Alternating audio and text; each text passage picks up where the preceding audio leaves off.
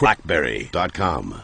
Hey everybody, this is Kevin from blackberry.com, and today we're looking at the Blackberry Bold 9700. You can see here I got a T-Mobile version and Rogers version with me. But what I want to quickly do is compare the new Bold to the old Bold to get some perspective of what's changed here. And immediately you can see a lot here. Let's go Rogers to Rogers.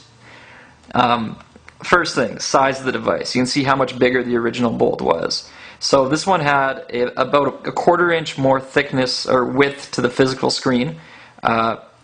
Resolution-wise, this is 480 by 320. This one's 480 by 360. But you can see this one actually has a little bit wider screen. And look at the difference in keyboard size. So the first Bold was just a bigger device all around. Not necessarily that heavy, but it just took up a lot of space. If we start to go around the device, you can see some of the big changes that have happened. So we keep the same speaker port. The old device had mini USB. Now we have micro USB. Gone are the plastic buttons in favor of the rubberized ones. The old Bold had an externally accessible micro SD card slot, which was okay, but a little annoying. It's kind of nice to put it here. The new one, if I pop this battery door off, which tends to give me a little trouble, you can see they've actually stuck it right there. So it pushes in, and then you can slide it out, and you can push it in again. Works pretty well, just kind of tricky behind the camera. Close that door shut, which is still a little tight, but works okay. Around the right side of the device, again, you can see what's going on. On the back, you got a 2 megapixel camera. Now you have a 3.2 megapixel camera with better focus on it. What else is key? Under the hood, you have the same batteries, you have the same processors. Both devices have Wi-Fi. This one has twice the memory. If we want to click into options and memory, you can see we have about 121 megs of free application memory. So this has 256 to begin with, whereas this had 128, which leaves much less. So you have much more working memory on this device. It should run a lot smoother over the course of the day and weeks and months.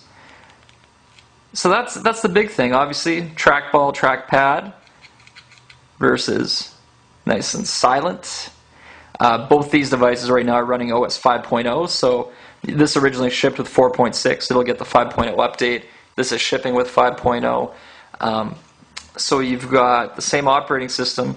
It's just a better BlackBerry Bold. You might actually say too that it's nearly more curve-like in terms of size. If I just grab a 8900 here, you can see that the actual size is much less like the original Bold and much like the newer curve form factor.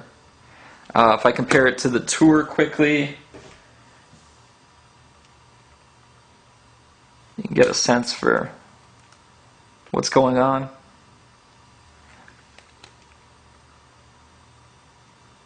So I guess these days it's the leather back and the word Bold that really make it a Bold, but they're really very curve-like.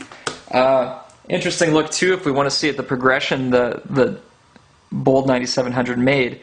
On the right was the original Onyx prototype, so we had this plastic battery door, which by the way was really easy to put on and off, versus this one's much more tight, but also trackball.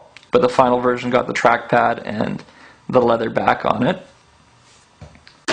What else do we have to look at here? This would be the Tour 2 on the right, so basically a Tour but with the trackpad and Wi-Fi.